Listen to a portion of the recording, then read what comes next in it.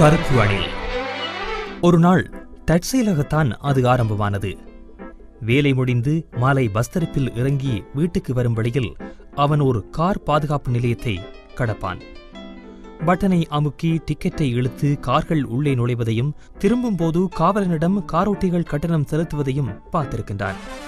சாரதி கண்ணாடி கதவை திறந்து காசை கொடுப்பான். மீதி சில்லறை வழங்கப்பட்டதும் மஞ்சளும் கருப்பும் பூசிய தடுப்பு மரம் மறுபடியும் உயர கார் வெளியே சென்றுவிடும். அன்று அந்த நிலையத்தை தாண்டும் போது தடுப்பு மரத்துக்கு கீழே சில்லறை காசுகள் சிதறி கிடந்தன. அவன் அதை பொறுக்கி பொக்கெட்டுக்குள் வைத்துக் கொண்டான். 1000 கார்கள் போகும் இடத்தில் ஒரு சிலர் சில்லறைகளை தவறவிட்டு விடுவார்கள். பரம லோபிகளைத் தவிர மற்றவர்கள் சீட் பெல்ட்டை தளர்த்தி கதவை திறந்து கீழே இறங்கி அவற்றை பொறுக்க மாட்டார்கள்.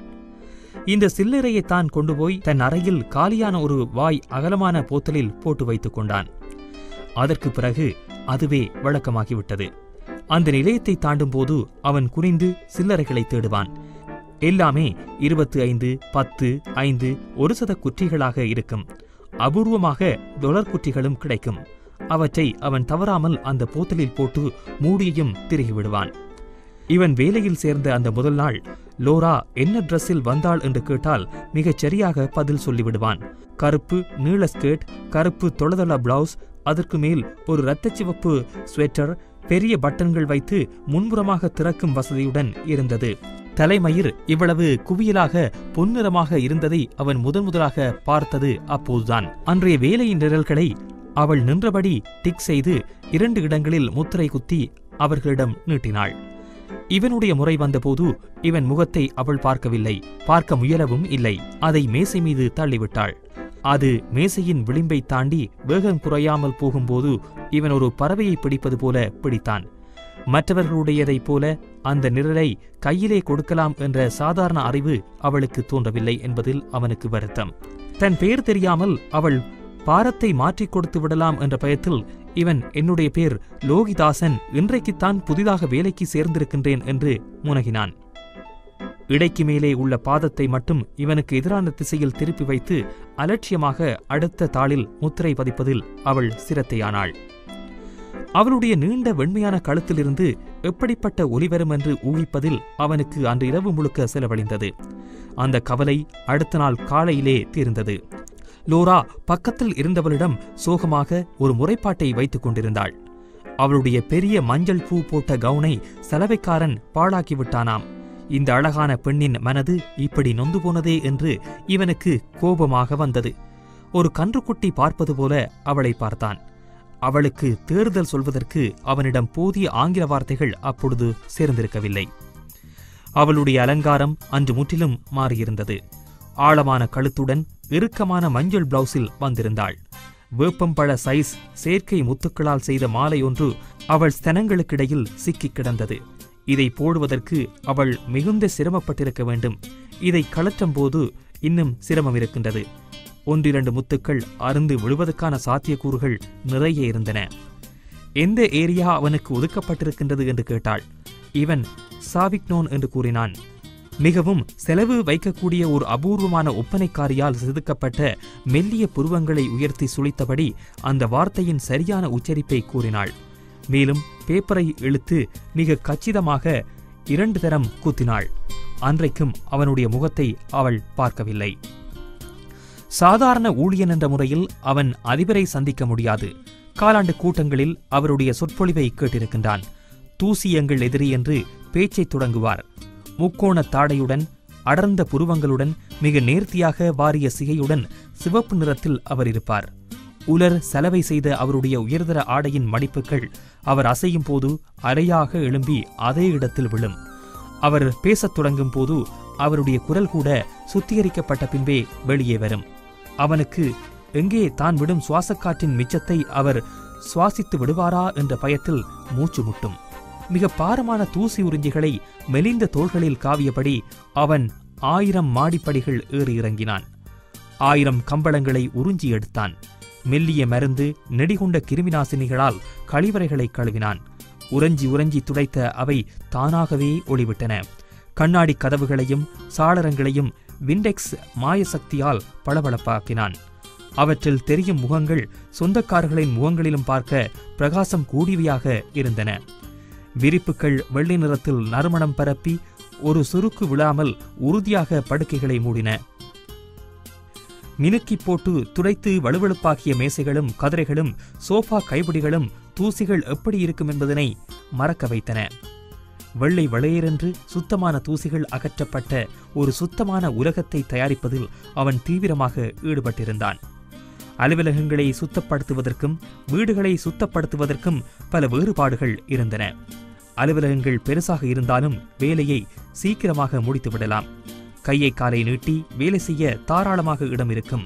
தரையோடு ஒட்டிய கம்பளங்கள், மேசைகள், கதிரைகள் என்று துப்புரவு செய்வது சுலபம்.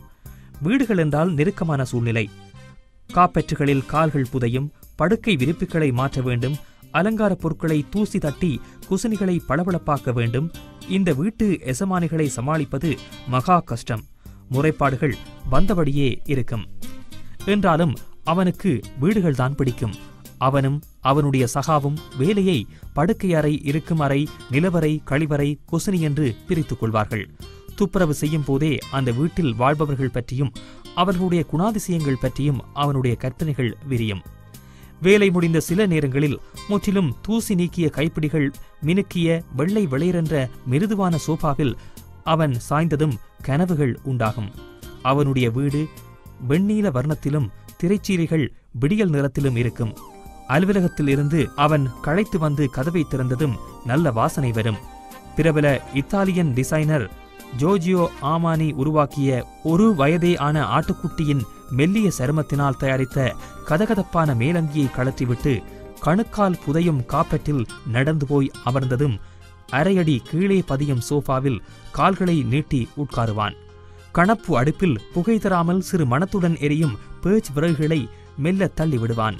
2 கைகளை அகட்டி விரித்தாலும் விளிம்புகளை தொட முடியாத அகலமான தட்டை கண்ணாடி டிவியில் 55வது சேனலை திருப்பி வைப்பான். அன்று அவன் வீடு திரும்பும் போது இரவு 10 மணிக்கு மேல் ஆகிவிட்டது. 14 மணி நேரம் தொடர்ந்து வேலை. அதில் 2 மணி நேர சம்பளத்தை லோரா வெட்டினாள். மெல்லிய பனிப்புயல் தொடங்கிவிட்டது. குளிர்காலத்துக்கு பொருத்தமில்லாத சப்பாத்துக்களை அவன் முடிச்சு போட்டு நீட்டிய லேஸ்களால் கட்டியிருந்தான். பனித்தூள்கள் உள்ளே போய் கால்கள் ஈரமாகிவிட்டன. அந்த வீட்டின் நிலவரையை அமைத்தவன் மிகவும் விவேகமானவனாக இருந்திருக்க வேண்டும். இருட்டிலே வந்து அவன் துளாவி சாவியை போட்டு கதவை திறப்பான். அதற்கு பிறகு 10 அடி தூரம் தடவி தடவி போய் சுவிட்சை கண்டுபிடித்து போடுவான். எலிகளை விரிக்காமல் தந்திரமாக நடக்க பழகிக் கொண்டான். சிறுவயதில் பிறந்தநாள் விழாக்களில் கண்ணை கட்டிவிட்டு கழுதையின் படத்திற்கு வாளை சரியான இடத்தில் பொருத்திய பயிற்சி அப்பொழுது அவனுக்கு மிகவும் உதவியது. அவனுக்கு கடிதங்கள் வருவதில்லை. மாதம் ஒருமுறை வரும் அம்மாவின் கடிதம் நீல உரையில் பென்சிலால் விலாசம் எழுதப்பட்டு 3 நாட்களாக உடைக்கப்படாமல் கிடந்தது. அன்றைக்கு அதை திறப்பதாக இருந்தான். அதில் இருக்கும் தகவல்களை தாங்கிக் கொள்ளும் பலத்தை அவன் இன்னும் சேகரிக்கவில்லை. ஒரு டிவி கூட இல்லாத அவனுடைய அறை பிணக்கிடங்கு போல குளிர்ந்து போய் கிடந்தது. தெருவிலே இலவசமாக பொறுக்கிய ஒரு பச்சை குளிர்பட்டி அறையின் நடுவில் இருந்தது. மடகஸ்கார் கரை படித்த சாரம் அவன் கழற்றிவிட்ட இடத்திலேயே சுருண்டு போய் கிடந்தது. அவன் இல்லாத நேரத்தில் மாயக்குள்ளர்கள் வந்து அறையை சுத்தம் செய்து நறுமணம் பரப்பி வைக்கவில்லை. தூசி எங்கள் எதிரி என்று கருப்பு எழுத்தில் எழுதிய மஞ்சள் வேனில் துப்புரவு பணியாளர்கள் வந்து சுத்தம் செய்யவும் இல்லை. தரையில் விரித்த மெத்தை அவன் காலையில் விட்ட மாதிரியே ஒரு எஸ்கிமோவின் இக்லு போல தடித்த போர்வையில் ஒரு துளை கொண்டதாக அவனுடைய உடம்பு திரும்பவும் நுழைவதை எதிர்பார்த்து கிடந்தது. ஃப்ரிட்ஜின் கதவை திறந்து பார்த்தான். முந்த நாள் சாப்பிட்டு மீதம் வைத்த பீட்சா துண்டு ஒன்று இருந்தது. பியர் கேன் ஒன்று விசேட தினமொன்றில் குடிப்பதற்காக காத்து கிடந்தது. வேறு ஒன்றுமே இல்லை. மறுபடியும் பனி கொட்டத் தொடங்கிவிட்டது. அவனுக்கு பசித்தது.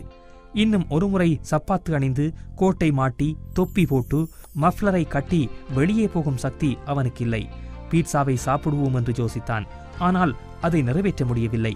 அதை அவன் உண்ணும் முன்பே நித்திரையால் கவரப்பட்டு விரிப்புகள் இழுத்து மூடப்படாத அந்த படுக்கையில் விழுந்து அப்படியே தூங்கிவிட்டான். அவனுடைய பக்கத்து வீட்டில் குடியிருந்தது ஒரு வசதியான சீர குடும்பம்.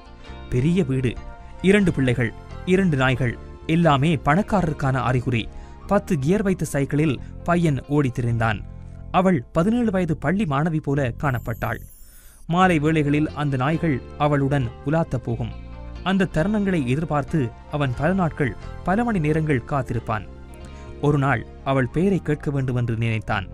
அன்றும் அவள் நாய்களுடன் உலாத்த சென்றபோது இவனும் அவள் திரும்பி வரும் பாதையை ஊகித்து அதற்கு எதிராக போனான். பனித்திவளைகளை தாங்கும் இமைகளும் நுனி சிவந்த நாக்கும் தோளில் தொட அனுமதி மறுத்து உச்சியில் சுருட்டி வைத்த முடியும் சிறிய மூக்கை நோக்கி மேடாக வளைந்து பார்த்த கணத்தே காமத்தை தூண்டும் சொண்டுமாக அந்த பெண் சடை நாய்கள் முன்னே போக பின்னால் செல்லமாக அசைந்து வந்தாள். பக்கத்து வீட்டில் அவன் குடியிருக்கின்றான்.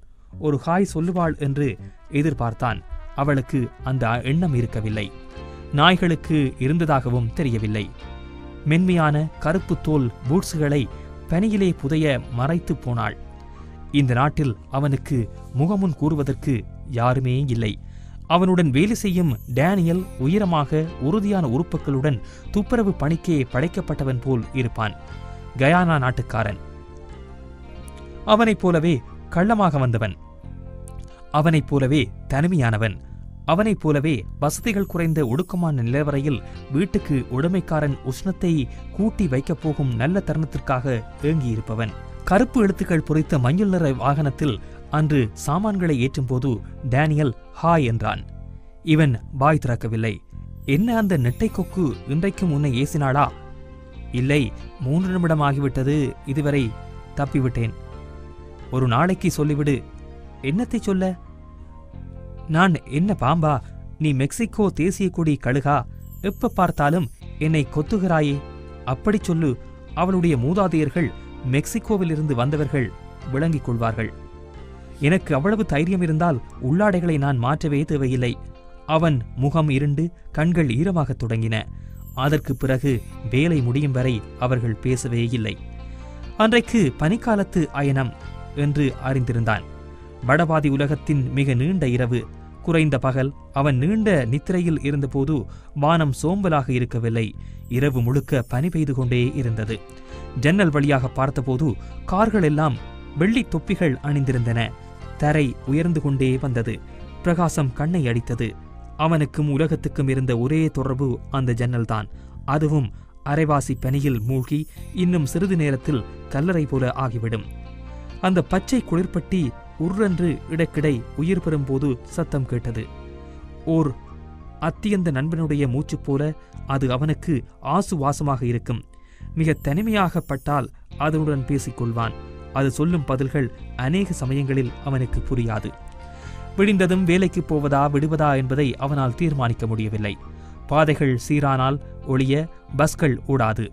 லோரா வேலை பாரங்களையும் முத்திரை குத்திகளையும் வைத்துக் கொண்டிருப்பாள். அன்று அவனுடைய சீட்டை மிகவும் சந்தோஷத்தோடு கிழிக்க தயாராவாள்.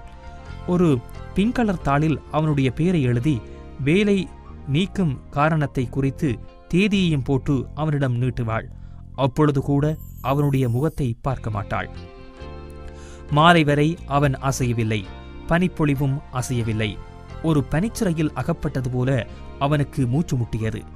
வாய்விட்டு கத்த வேண்டும் அல்லது கூரையை பீக்க வேண்டும் என்று தோன்றியது. அந்த மாலை குப்பை பைகளுக்கான மாலை. அந்த வீதியிலே குப்பை பைகளெல்லாம் நிறையாக அடுக்கப்பட்டிருந்தன. எல்லா வீட்டு முகப்புகளிலும் அந்த வீட்டு தராதரத்தை காட்டுவது போல 4, 5, 3 என்று குப்பை பைகள் கட்டப்பட்டு கிடந்தன. அடுத்த நாள் அதிகாலையிலே அவை மறைந்துவிடும். இவை அந்தஸ்தை குறிப்பவை. அவனுடைய வீட்டின் முன் ஒரு பை மாத்திரமே கிடந்து வீட்டுக்காரருடைய வறுமையை பறைசாற்றியது. பக்கத்து சீனக்காரர் வீட்டில் வழக்கம் போல 6 கருப்பு தடித்த பொலித்தீன் பைகள் சிவப்பு நாடாவினால் கட்டி இறுக்கப்பட்டு கிடந்தன. அதை பார்க்க பார்க்க எரிச்சலாக வந்தது. அதற்கு முன்பு வராத ஒரு எண்ணம் அவனுக்கு தோன்றியது. 6 கருப்பு பொலித்தீன் பைகளை நிரப்புவது மாதிரி அப்படி என்ன குப்பை அவர்கள் சேர்க்கின்றார்கள்? அப்பொழுது இரவு 11 மணியாகிவிட்டது. வீதியில் நடமாட்டம் குறைந்து போயிருந்தது. பனிப்பொழிவு நின்றுவிட்டது. ஆனால் சந்திர ஒளியில் பனி நிலம் பகல் போல ஜொலித்தது.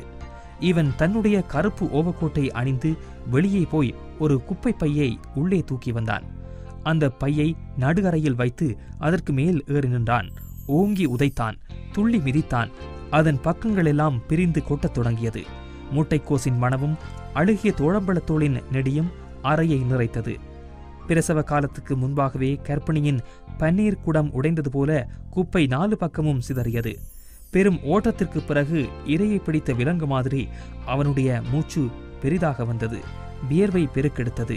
மறுபடியும் பையை கட்டி அதை இடத்தில் வைத்துவிட்டு திரும்பிய போது அவனுடைய கையிலே எப்படியோ ஒரு பழைய கழித்துவிட்ட நீல ரிப்பன் காணப்பட்டது. அது சரசரவென்று ஒரு சிறு பாம்பை போல குளிர்ந்தும் மிருதுவாகவும் இருந்தது. அவளுடைய சருமமும் அப்படித்தான் இருக்குமென்று அவன் மனம் ஊகித்தது. அயனம் முடிந்து 4 நாள் ஆகியும் அவளை காணவில்லை. நாய்களையும் தவற விட்டு விட்டான். இந்த நாய்கள் ஒரே ஜாதியில் ஒரே வயதுடையவை.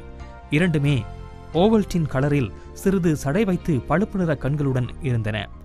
அவற்றின் கழுத்து பட்டைகள் பதப்படுத்தப்பட்ட தோலினால் கருப்பாக செய்யப்பட்டிருந்தன. வேண்டிய தூரம் நீளக்கூடியதும் சுருங்கக்கூடியதுமான தடித்த நைலோன் நாடாவின் நுனியில் அவை பிணைக்கப்பட்டிருந்தன. அதன் அடுத்த நுனி அவள் கையில் இருந்தது. அந்த நாய்கள் ஏற்கனவே பழக்கப்பட்ட சாலையில் துள்ளிக்கொண்டு முன்னால் பாய்ந்தும் ஓடியும் நின்றும் பனித்தரைக்கு மேலாக தெரியும் ஒரு சில செடிகளை மோந்து பார்த்தும் விளையாடின. அந்த சீனப்பெண்ணின் முகம் மஞ்சள் நிறத்தில் இருந்தது. சூரிய ஒளியில் இருந்து பல வருடங்கள் மறைத்து வைக்கப்பட்டதில் கிடைத்த வர்ணம் இது. அவளுடைய கீற்று கண்கள் இயற்கையாகவே பச்சையாக இருந்தன. உதடுகள் இரத்தச் சிவப்பு. இப்படியாக பச்சை, சிவப்பு, மஞ்சள் ஆகிய 3 சிக்னல் விளக்கு வர்ணங்களுடனும் இருந்த அவள் அவனுக்கு வேண்டிய சம்சியை தருவதற்காக காத்திருந்தாள். அம்மாவுக்கு அனுப்புவதற்காக அவன் சேமித்து வைத்திருந்த காசை ஏற்கனவே எடுத்துவிட்டான்.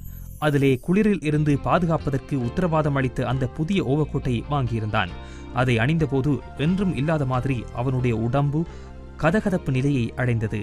அவளை கண்டதும் ஓவக்கோட்டை தாடை வரை இழுத்துவிட்டு மூக்கும் கண்களும் வாயும் மாத்திரம் தெரியும் விதமாக நின்று கொண்டு தற்செயலானது போல ஹாய் என்று சொன்னான். அவளும் பதிலுக்கு போதிய இடைவெளி கூட விடாமல் ஹாய் என்று திருப்பி கூறினாள். அப்படியே நாய்கள் வேகமாக இழுக்க பெண்கள் குதிரைகள் ஓட்டிச் சென்றது போல நிமிடத்தில் மறைந்து போனாள். அவள் போனதன் பின்பு அந்த நடைபாதை அநியாயத்திற்கு சும்மா கிடந்ததை அவனால் தாங்கிக் கொள்ள முடியவில்லை. தீவிரமாக யோசித்து பார்த்தான். அவள் சீன மொழியில் நாய்களுடன் பேசியிருக்கலாம் என்றும் பட்டது. அவனுடைய அம்மாவின் நீல உரை கடிதம் அன்றும் பிரிக்கப்படவில்லை. மண்ணெண்ணெய் விளக்கில் மணிக்கணக்காக குனிந்திருந்து வயலட் கலர் பென்சிலால் அடிக்கடி நாக்கை தொட்டு அதை எழுதியிருப்பாள். மாதா மாதம் பயணக்கடன் தீர்க்க அவன் அனுப்பும் காசு அந்த மாதம் கிடைக்கவில்லை என்று புலம்பியிருப்பாள். பக்கத்து வீட்டு பத்மநாபன் பணம் கிரமமாக அனுப்பி அவர்கள் காணியை மீட்டுவிட்டதை புலகாங்கிதத்தோடு அறிவித்திருப்பாள். இப்பவெல்லாம் தென்னையிலிருந்து தேங்காய் விழுவதில்லை, வானத்திலிருந்து மழை விழுவதில்லை, ஆகாயத்திலிருந்து குண்டுகள் விழுகின்றன என்றும் எழுதியிருப்பாள். கடைசி பெறாவில் தன்னுடைய வியாதி பற்றிய குறிப்புகளை குணுக்கி வியாதி உச்சநிலையை அடைய கிட்டத்தட்ட எவ்வளவு காலம் எடுக்கும் என்பதை ஆதாரங்களோடு விளக்கியிருப்பாள். எந்த விரதம் முடிந்தது, எது ஆரம்பமாகிவிட்டது போன்ற விவரங்களையும் ஞாபகமாக குறிப்பிட்டிருப்பாள். வேலைக்கு போகத் தேவையில்லை, விடுமுறை, ஒரு நாள் சம்பளத்தை வெட்டும் சந்தோஷம் லோராவுக்கு கிடையாது. பனிப்பிரதேசம் சூரிய ஒளியில் பளீரென்று கண்ணாடி வழியாக தெரிந்தது. அன்று காலையில் இருந்து அதையே பார்த்தவாறு இருந்தான். புசுபுசுவென்று சடை வைத்து கொளுத்த கருப்பு அணில் ஒன்று எங்கிருந்தோ தோன்றியது. பனிக்குள் கால்கள் புதைய புதைய மீட்டுக்கொண்டு விரைந்தது. தெரியாத இடத்திற்கு அவசரப்பட்டு வந்துவிட்டது போல திகைத்து 2 கால்களிலும் நின்றது. கண்களில் மிரட்சியுடன் முன்னங்கால்களால் பனியை அகற்றியது. பின் தன் செய்கையின் அசட்டுத்தனத்தை யாராவது கவனிக்கின்றார்களோ என்று அங்குமிங்கும் பயத்துடன் பார்த்தது. பிறகு சருகிக் கொண்டு போனது. வெகு தூரத்திற்கு வெள்ளிப்பனியில் கருப்பு புள்ளி பாய்ந்து பாய்ந்து மறைந்து போனது. அந்த காட்சி அவனை என்னவோ செய்தது. திடீரென்று கதிரையை தள்ளிவிட்டு எழுந்தான். அவனுடைய பச்சை நிற குளிர்பட்டியின் மேல் அந்த மூடி திருகிய போத்தல் இருந்தது. அதை முக்கால்வாசி நிறைத்து அவன் கார் தரிப்பு நிலையத்தில் மஞ்சளும் கருப்பும் பூசிய தடுப்பு கம்புக்கு கீழே பொறுக்கிய சில்லறை காசுகள் கிடந்தன. அவற்றை திறந்து உடனே எண்ணி பார்க்க வேண்டுமென்ற ஆவல் ஏற்பட்டது. 2 நாள் பழசான தினசரி பேப்பரை தரையிலே விரித்து போத்தல் காசுகளை அதிலே கூட்டினான். கொட்டிவிட்டு அவற்றை வகைப்படுத்தி எண்ணத் தொடங்கினான். கனடாவுக்கு வந்த நாளிலிருந்து அவனை அலக்களித்த விஷயம் ஒன்றிருந்தது. 10 சத குற்றி சிறிய வெள்ளிவட்டமாக இருக்கும், 5 சத குற்றியோ பெரிய வெள்ளிவட்டமாக இருந்தது. இது கனேடிய அரசாங்கம் விட்ட பாரதூரமான பிழை என்ற கருத்து அவனுக்கு இருந்தது. பெரிய வட்டமான குற்றி சிறிய வட்டத்திலும் பார்க்க உண்மையில் மதிப்பு குறைந்தது என்பதை அவனுடைய மனது ஏற்க சரியாக ஒருவரிடம் பிடித்தது. 25 சத குற்றிகள் மிகையாக இருந்தன. மீதியெல்லாம் 10, 5, 1 சத குற்றிகளே. லூனி என்று சொல்லப்படும் $1 கூட 2 இருந்தன. டூனி, அதாவது $2 குட்டி ஒன்றும் இருந்தது. 6 மாத கடும் உழைப்பில் அவனிடம் $48.19 சேர்ந்திருந்தது. மனதினால் ஒரு கணக்கு போட்டு பார்த்தான். இன்னும் சரியாக 83 வருடங்களில் ஒரு டொயோட்டோ கார் 2ஆம் கையாக வாங்கும் அளவுக்கு அவனிடம் காசு சேர்ந்துவிடும். அந்த எண்ணத்தில் அவனுடைய மனது பூரித்தது. இந்த சந்தோஷத்தை எப்படியும் கொண்டாடிவிட வேண்டும் என்ற ஆசை ஏற்பட்டது. நேராக நடந்து பழைய நீலரிபன் பாதி ஒட்டி வைத்திருக்கும் பச்சை குளிர்பட்டியின் கதவை திறந்தான். அங்கே நடுநாயகமாக அவன் ஒரு விசேட தினத்திற்காக பாதுகாத்து வைத்த பியர் கேன் இருந்தது. அதை கையிலே எடுத்துக்கொண்டு கதவை சத்தத்துடன் சாத்தினான். 3 கால்கள் மட்டுமே விசுவாசமாக உழைக்கும் அந்த நாற்காலியில் அவன் சாய்ந்திருந்து ஆள்காட்டி விரலை வளைத்து பியர் கேனை திறந்து அதை ஒரு கிளாஸில் ஊற்றி குடிக்கும் பொறுமை கூட இன்றி வலது கையால் தூக்கி உயரப்பிடித்து வாய் வைத்து 2 கடைவாய்களிலும் ஒழுக குடித்தான். அப்பொழுது அவனது இடக்கை 55வது ஜன்னலை தேடியது.